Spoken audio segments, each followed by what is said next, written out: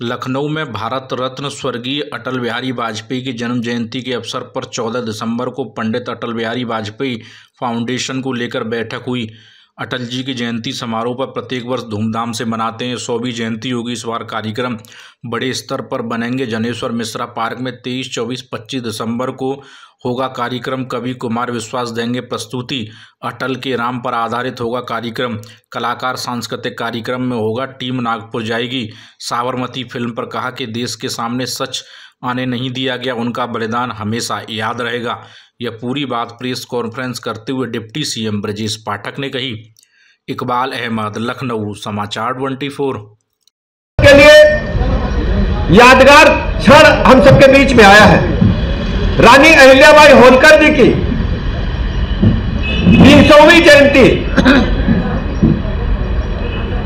के अवसर पर हम सब उनको श्रद्धासुमन अर्पित करने के लिए उनके जीवन काल पर एक नाटक का भी मंचन किया जाने का निर्णय हुआ है।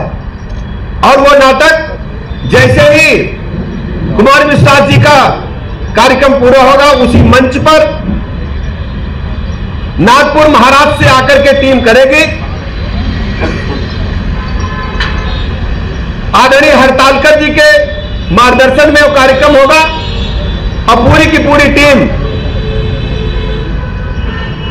नागपुर से आएगी, उस नाटक का मंचन करेगी। हम सब अपने शब्दों से, पुष्पों से पूज्य अटल जी को और रानी अहिल्याबाई होलकर जी को अपने श्रद्धासुमन अर्पित करेंगे। आप सब मीडिया बंधुओं से अपील है कि पूरे प्रदेश की जनता के बीच में श्रद्धेय अटल बिहारी वाजपेयी जी के फाउंडेशन द्वारा आयोजित इन कार्यक्रमों को जन जन तक पहुंचाने में हमारी मदद करें। बहुत बहुत धन्यवाद।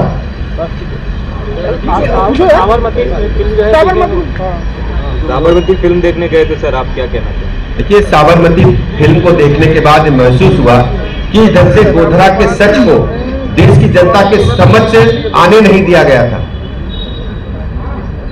साबरमती रिपोर्ट फिल्म देखने के बाद हम कह सकते हैं कि किन परिस्थितियों में हमारे भाई बहनों का खुलेआम कत्लेआम उनको जिंदा जलाया गया था और उस सच को मीडिया में भी नहीं आने दिया गया था। और मैं साबरमती रिपोर्ट फिल्म देखने के बाद उन जो काल कलवित हुए हमारे भाई बहन हैं, बच्चे हैं, उनके श्रद्धासुमन अर्पित करते हैं और उनकी कुर्बानी, उनका जो बलिदान है वो हम सब हमेशा याद रखेंगे। और देश भर के लोगों से मैं अपील करता हूं ऐसी फिल्म को जरूर देखें और इस फिल्म को देखने के बाद आने वाली पीढ़ी के लिए एक लेसन दे कि हम सब अलर्ट होकर के समाज में जो विखंडन पैदा करने वाली शक्तियां हैं, समाज को जो तोड़ने वाली शक्तियां हैं, उनसे हम सतर्क रहें और ऐसे राजनीतिक लोगों से भी सतर्क रहें जिन लोगों ने केवल वोट के खातिर हम लोगों पर हमेशा अत्याचार किया। उन लोगों से भी, उन राजनीतिक दलों से, उन राजनीतिक व्यक्तियों से भी हम सबको सतर्क रहना चाहिए। ऐसी फिल्म देखने के बाद वास्तव में मेरा हृदय बहुत ही द्रवित है।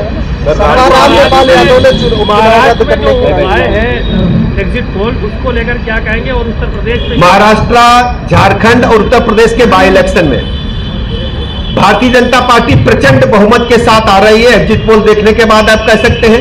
अभी एग्जिट पोल का परिणाम उतना आपके समझ ठीक से नहीं दिख रहा है, लेकिन जब आप परिणाम आएंगे 23 तारीख को काउंटिंग होगी, प्रचंड बहुमत के साथ भारतीय जनता पार्टी दोनों राज्यों में तथा उत्तर प्रदेश में 9 की 9 विधानसभा क्षेत्रों में जीत दर्ज कराने वाली है। गोपाल यादव जी कह रहे हैं कि जो उपचुनाव हुआ है उसको रद्द कर देना चाहिए और अर्धसैनिक। देखिए, आप जानते हैं समाजवादी पार्टी के लोग जब जीतते हैं तो सब कुछ अच्छा मानते हैं और जब उनको संभावित हार दिखती, केवल फेस सेविंग के लिए ऐसा वो कर रहे हैं। जनता ने उन्हें नकार दिया है। उनकी गुंडई, अराजकता, बहु बेटी की इज्जत आबरू खतरों में। हद तो तब हो गई जब करहल में दलित बेटी की हत्या हो गई और उसके पिताजी ने जिस ढंग से बयान किया है कि बेटी ने कहा कि हम फूल को वोट देंगे, कमल को वोट देंगे, मोदी जी ने कॉलोनी दिया उनको वोट देंगे, और इस कहने के बाद उसकी हत्या समाजवादी पार्टी के गुंडों ने कर दी है। और जो अयोध्या में हुआ हमारी बेटी के साथ, वो भी ओबीसी बेटी। 100वीं जयंती के लिए हम सब तैयारी के लिए इकट्ठा हुए हैं। इस बार पूज्य अटल जी की 100वीं जन्म जयंती हम सब धूमधाम के साथ मनाने का काम करेंगे। उसके लिए पूज्य अटल जी की स्मृतियों को किस ढंग से हम याद कर सकते हैं। प्रतिवर्ष कोई एकल नाटक या कवि सम्मेलन या अन्य किसी न किसी प्रकार हम सब उन्हें अपने श्रद्धासुमन अर्पित करते हैं। मैं अटल बिहारी वाजपेयी फाउंडेशन के सभी पदाधिकारियों के बीच में आप सबकी सहमति से जो तय हुआ उसके बारे में कुछ रूपरेखा आपके समक्ष रखना चाहता हूं। चूंकि अटल जी की इस बार 100वीं जयंती बढ़ेगी, तो यह तय हुआ है कि इस बार का कार्यक्रम बहुत ही बृहद स्तर पर मनाया जाएगा। उसके लिए अभी तक जो कार्यक्रम Atal Bihari Vajpayee convention centre medical college Lucknow में होता था, वहां न होकर के जनेश्वर मिश्र पार्क में कार्यक्रम होगा। उसके लिए तिथि 22, 23 और 24 दिसंबर तय की गई है। 3 दिन तक लगातार कार्यक्रम होगा, 22, 23, 24 दिसंबर। और तीनों दिन देश के बहुत ही मशहूर, प्रतिष्ठित, सुप्रसिद्ध कवि